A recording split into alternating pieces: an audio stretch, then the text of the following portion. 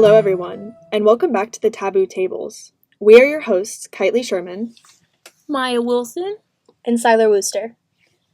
Today we're digging into the concept of stigma, what it is, how it operates, and how we see it play out, especially when it comes to mental health on social media.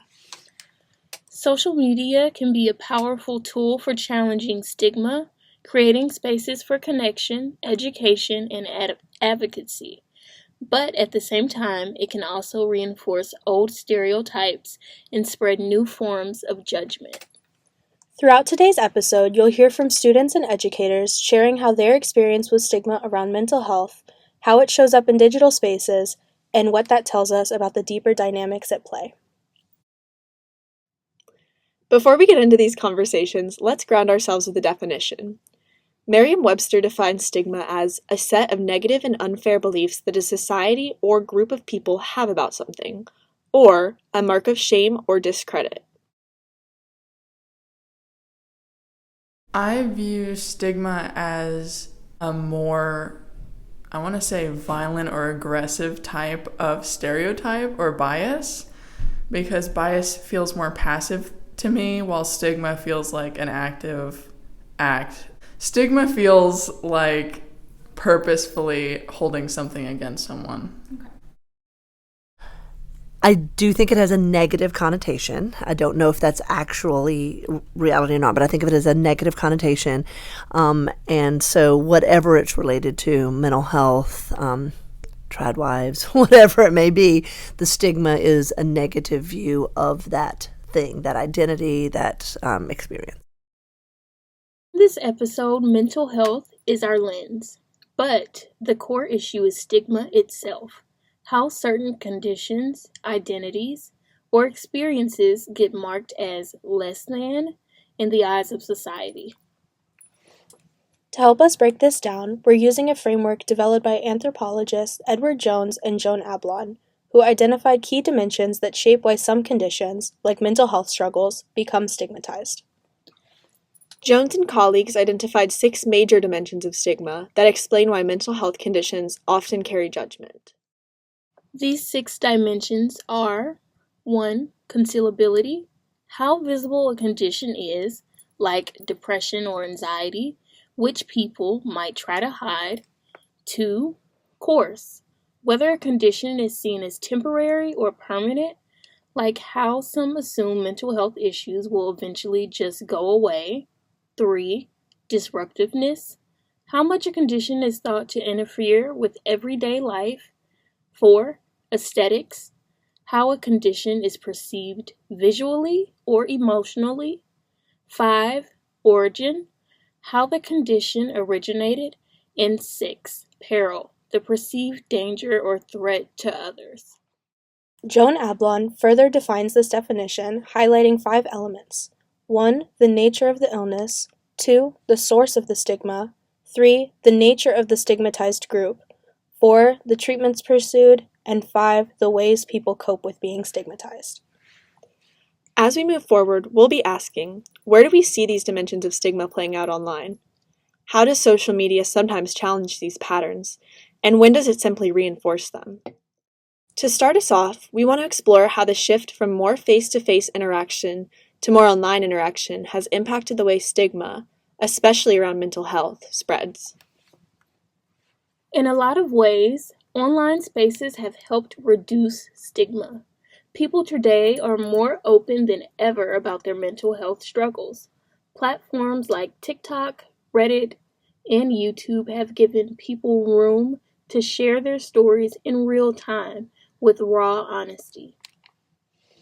There's something really powerful about hearing someone talk openly about anxiety, depression, or trauma, and realizing you're not alone. That kind of visibility can be validating and even life-changing for a lot of people. But visibility isn't the whole story. While having more conversations about mental health online can break down walls, it can also sometimes reinforce stigma in new ways. I feel like the internet gives people a space where they feel like that they can say whatever they feel. While that's true and like that might be a good thing, I feel like it also gives them the negative space to be able to diminish others' perceptions of themselves and stuff, because they will just be like someone will go on the internet and talk about their struggles and people can just comment freely about it, while in person there's at least that sense of like respect, more so, I guess is the word you could say, because online, like, you'll never meet this person, like you'll never see them again if you don't want to. I feel like online interactions have made people see others more one-dimensionally. We make a quick judgment and we keep building on that because that's how we spent like 2 years of our life. People feel like they're not alone, that this is something that a lot of people are dealing with. So that normalizes it, which then takes some of that stigma away. They don't have to hide in shame in the same way that they used to. Why am I feeling this way? Something must be wrong with me. It's like, oh, well, all these other people are. So that's the good of it, of kind of taking away from the stigma. The negative is, again, people sometimes then don't get the full treatment that they need. Increased information and exposure can lead to overgeneralizations and stereotypes. Instead of encouraging deeper understanding, some online conversations about mental health get stuck in surface-level labels, quick self-diagnosis, or even unintentional misinformation. Several of the people we interviewed shared examples of how this shows up in their lives, especially when it comes to trends like self-diagnosing mental health conditions. Which is now 5 years ago. But think of like the e-girl aesthetic where, you know, she's kind of infantilized, she's very depressed, maybe manic even, but boy is she's like the craziest ride you'll ever have. Like that was this weird narrative that was going around. Like mental illness has also evolved into sometimes a club people want to be in that leads to, and self-diagnosis has been very important to certain communities who have been underdiagnosed. I'm not discrediting that, but a lot of people, especially online, are very performative with mental illness, which ultimately hurt the general cause. Today's social media allows, I don't know if I've jumped ahead, but allows for students and people to talk about, hey, I've got this going on. And it's almost like a worldwide support group. That's the good of it. Like we can talk about it. The bad of it is you've got non-professionals diagnosing. I have to put that in air quotes, but you can't see that on your podcast. But like, you know, non-professional diagnosing, non-professionals making statements that are, and so people are like, well, I don't need to go to see an actual therapist or not. That's the negative of it. It's not the stigma associated with it that's the problem. It's though that everyone thinks that they can identify and talk about it and not necessarily get the help that they actually need. A recent example of social media engaging with mental health awareness is the USC Speak Your Mind Challenge. It was designed to raise donations and spark open conversations about mental health, using a format similar to the Ice Bucket Challenge that was popular around 2015. And while the idea had good intentions, the challenge's true purpose often got lost. As it spread across social media, it became more about getting likes and shares than actually talking about mental health. This highlights one of the biggest challenges with trying to break stigma in digital spaces. When a message travels fast, it can easily get distorted or diluted.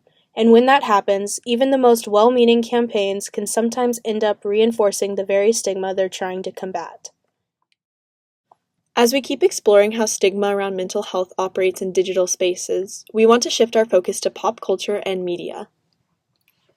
Pop culture and media have had a huge influence on how mental illness is portrayed, and those portrayals have been both helpful and harmful when it comes to shaping stigma. In the past, the media often depicted people with mental illness as dangerous, unstable, or objects of ridicule. We can use Ablon's framework to better understand why these portrayals were, and sometimes still are, so damaging. In her breakdown of stigma, visibility, perceived responsibility, and danger are key dimensions. Visibility plays a big role. In older media, mental illness was made highly visible, but usually in exaggerated and negative ways. Think of horror movies, where characters with psychiatric diagnoses were villains.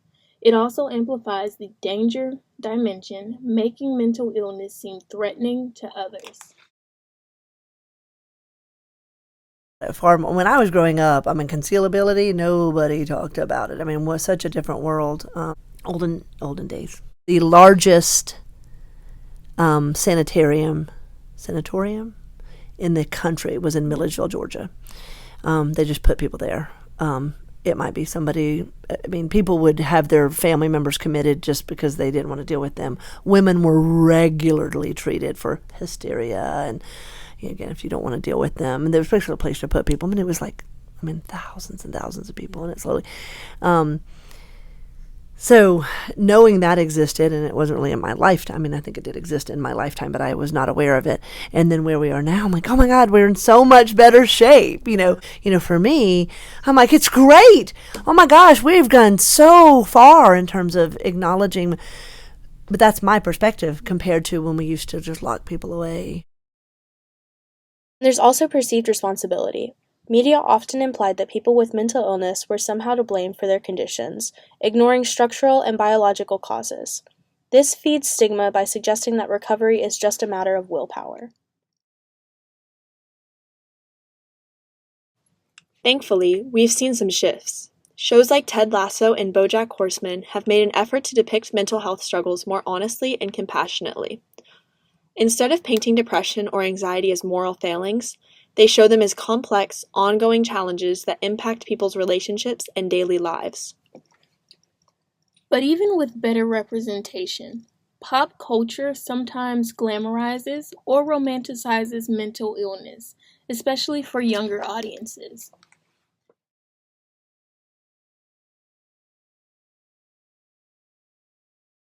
Shows like Euphoria tackle mental health head-on, but at times the aestheticized visuals and dramatic storytelling risk making conditions like alcoholism and depression seem almost stylized. Social media adds even more layers. Unlike traditional media, where content is created by professionals, platforms like TikTok and Instagram give individuals direct control over how they present mental health struggles. Sometimes that means more authentic storytelling and peer support. Other times, it means the spread of inaccurate information, oversimplified diagnosis, and the pressure to perform vulnerability for likes. Overall, pop culture and media, both traditional and digital, play a massive role in how stigma around mental health is constructed, reinforced, and sometimes resisted. Understanding Ablon's dimensions and the different ways stigma can layer helps us unpack why some portrayals of mental health can feel empowering, while others leave lasting harm. As we've been discussing, stigma around mental health can show up in both obvious and subtle ways, and sometimes, even when we recognize it, it's hard to push back. For this next segment, we asked our interviewees, have you ever had a moment where someone said something about mental health that you disagreed with, but you didn't correct them? Yeah, so one time, there's a family member I had a family member who committed suicide, and one of my parents made a comment, and they basically said that oh, it's selfish if you do that, and I really didn't speak up much about it at the time because I was I can't really speak against my parents, but I feel like now if that had happened again, I'd probably tell them no, this is a serious issue that a lot of people go through, and some people they just need help and they don't really know how to ask for it. I am religious. I'm Christian, but I'm Catholic. And online in religious spaces, I haven't seen it as much in person, but I have heard people that have. But there's a lot of religious mental health stigma of just praying it away, and how if you have depression, you just haven't prayed hard enough. And often in cases, it's hard to address that because people in their faith are so set in their belief that it's hard to break that stigma of, no, actually even if you present them with findings and statistics and facts, they're still going to believe what they believe. These moments highlight just how deeply stigma can operate. Not just through big dramatic events, but through everyday conversations where silence can feel safer than confrontation. And they remind us that breaking stigma isn't always about big public actions. Sometimes it's about the small choices we make and the courage it takes to speak up, even when it's hard. Today's conversations show that stigma isn't just about extreme cases or dramatic headlines. It's woven into everyday life, into what we see, what we say, and what we stay silent about. Using frameworks like Ablon's dimensions helps us understand the many layers of stigma, how it plays out through visibility, responsibility, danger, and more, and how those forces get amplified or challenged through digital spaces. Social media has created new opportunities to fight stigma by sharing authentic experiences, but it's also introduced new ways for stereotypes and misinformation to spread. Recognizing both sides is key if we want to create real change. At the end of the day, breaking stereotypes starts with awareness. It's about noticing how stigma shows up around us, questioning it, and finding the courage to start better conversations, both online and offline. Thanks for joining us on this episode of the Taboo Table. We'll see you next time.